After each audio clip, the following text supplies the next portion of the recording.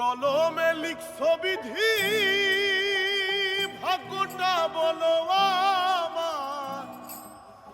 আমার সুখ লেখার কালি ছিল না বুঝি তোমার।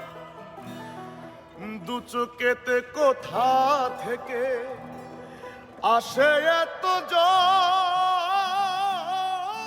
এক জীবনে এত ব্যথা কেমনে সই